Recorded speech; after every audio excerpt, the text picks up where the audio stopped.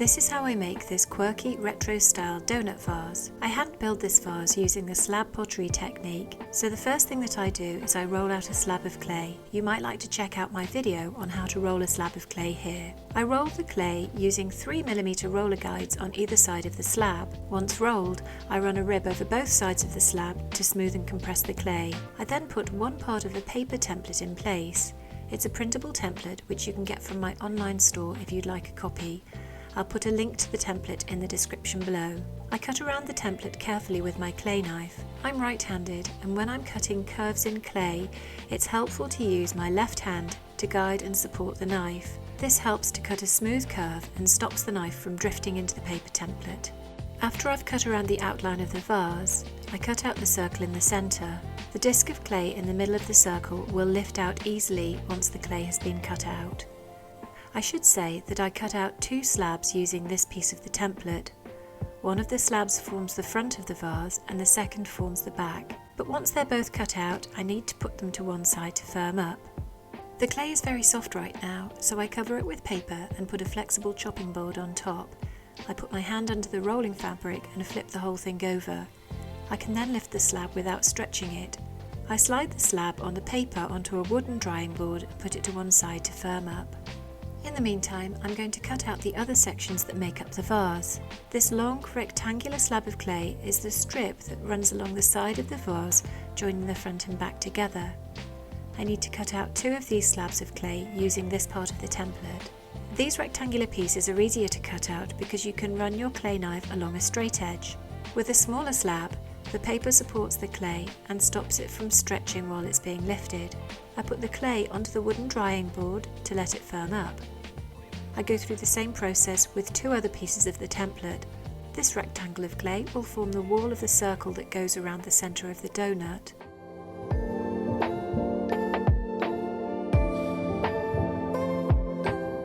And this smaller rectangle will form the base of the vase. Once the clay slabs are soft leather hard, I start to join them together. I'm going to attach the base of the vase here. The first thing that I do is I bevel the short edges of the base. Beveling means cutting the edge of the clay at an angle. I'm doing this because I want the base and the side of the vase to form a flush angle when they're joined together, like this.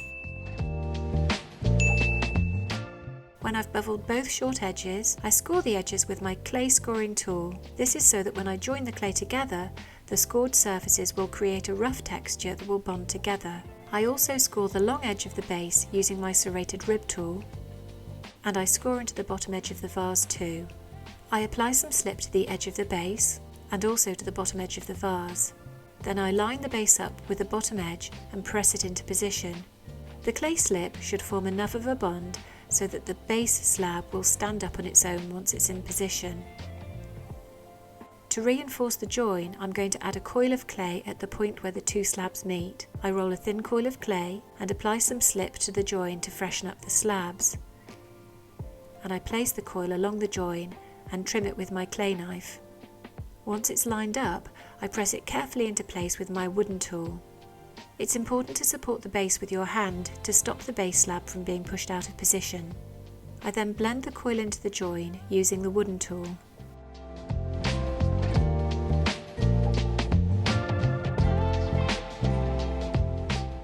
The wooden tool will leave some marks and texture on the surface of the clay. I use a small damp piece of chamois leather to wipe this down and give it a smooth finish. I also blend the outside of the join with my wooden tool too. This creates a better finish, but it also stops the slabs from separating when they dry. The next thing that I do is I add the circle of clay that makes up the hole in the donut. This is formed out of one of the rectangular slabs that I cut out earlier. I'm going to curve this slab around into a tube. I bevel both short ends before I bend it into the tube. I want the ends to overlap. Because I'm curving this slab into a tube, it's important to turn the slab over before I bevel the second edge, otherwise the edges won't overlap. This is how the ends should overlap. I score both beveled edges with my clay scoring tool. I'll link to any tools I use in this video in the description below. Once I've scored the edges, I curve the clay around into a tube shape. I should say at this point that when I set the slabs aside earlier on to firm up, I had covered this slab loosely with a plastic bag. This slab needs to be firm enough to handle, but soft enough to curve without cracking, so you need to keep an eye on it and make sure that it's not getting too dry. When it's in a tube and the edges are almost touching, I apply some clay slip. I then press the two edges together to join them.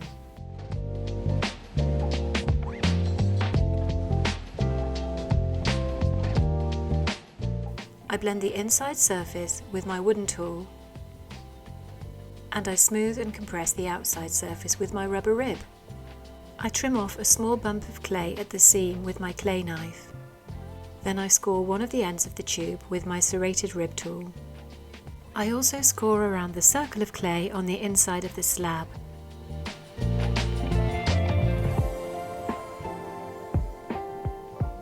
I apply some slip to both scored edges. Then I lower the clay tube into position. First I blend the outside surface of the join with my wooden tool. For now, this outside join doesn't need to look perfect, because I'm going to go over it and neaten it up later. But at the moment I do want the clay to blend together so it's a firm join. I then add some slip to the inside join and press a thin coil into the corner.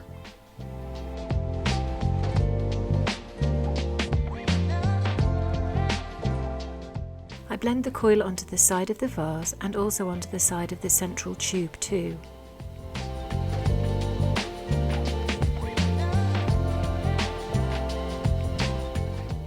Once it's all blended together, I wipe down the surface with my damp chamois leather to create a nice smooth finish.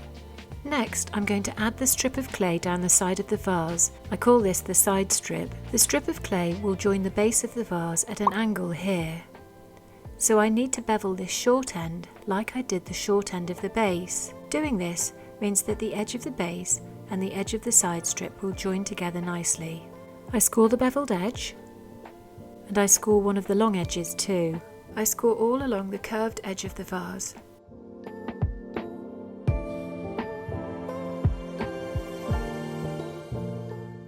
I apply slip to each of the scored edges. Then I lower the side strip into position. I curve it around so that it follows the edge of the vase. This slab of clay needs to be easy to bend, so like the slab that I used to make the hole in the vase, I keep it loosely covered when it's firming up. This stops it from getting too dry and rigid. When the side strip is first put into position, you can still slide the slab around a bit to shape it and line it up properly.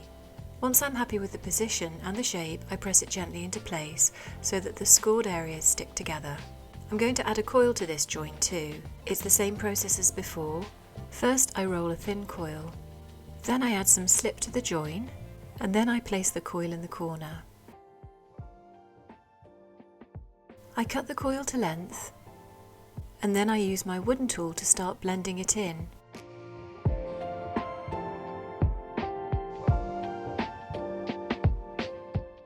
Blending the coil into the bottom edge and the corner can feel a bit awkward, but I use a combination of tools, including a round end stylus tool and a wooden tool.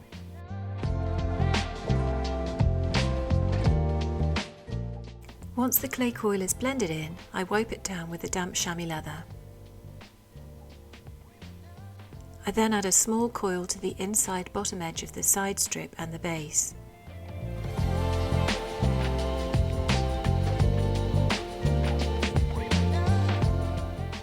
When I've finished adding the coils, I use my wooden tool to blend the join on the outside surface. The finish on the outside surface doesn't need to be perfect at the moment, as I'm going to be going over it later and tidying it up, but I do want to blend it in at this point to make sure that the slabs are joined together well. I then add the second side strip to the vase in the same way. I slip and score each of the edges that will join together, then I lower the second side strip into place. I add a thin clay coil and blend it in to reinforce the join.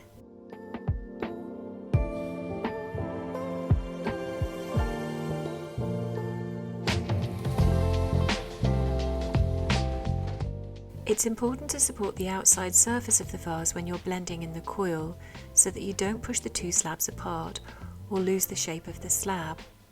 Even if you support the outside surface of the slab, you might find that all that blending has opened up the seam between the slabs on the outside. If this happens, you can just blend the gap closed with your finger. Next, I'm going to add the second bigger slab. I lower the slab into place to check that it fits okay. At this point, before you've added any clay slip, you can adjust the position of the side strips and the base so that they line up with each other.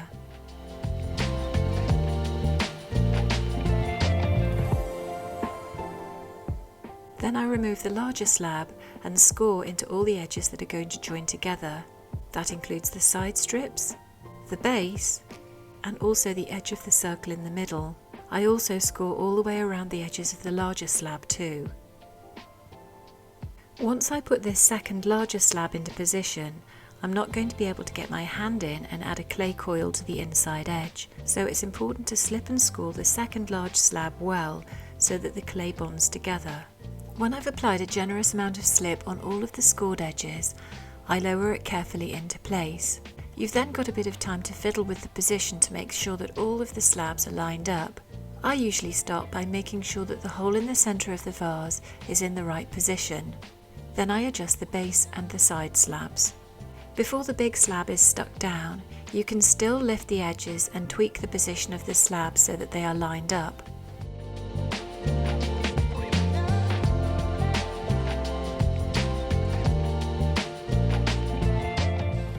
When they're lined up well, I press the edges down to bond the slabs together. I put a flexible chopping board on top and turn the whole thing over.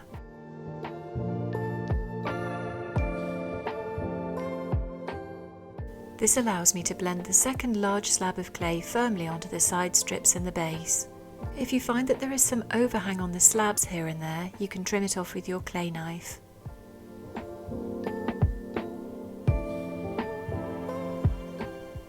Don't forget to blend the outside surface of the hole in the centre.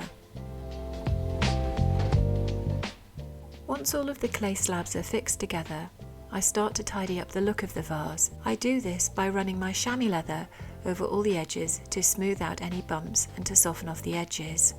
I go around each of the edges, softening them off.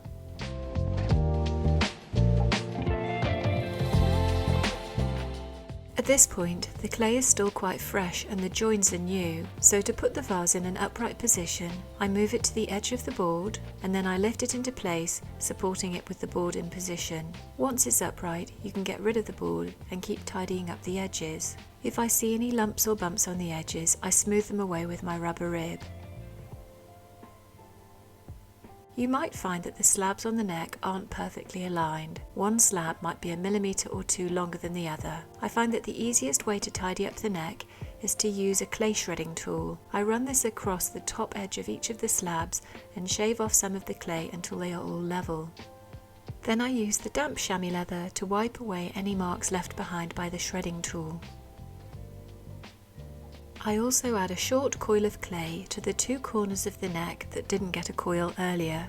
I do this for a couple of reasons. Firstly, the neck dries out more quickly than the rest of the vase, and it's more likely that the slabs will separate around the neck as the clay dries out. Adding a short coil helps to keep the slabs together as the clay dries.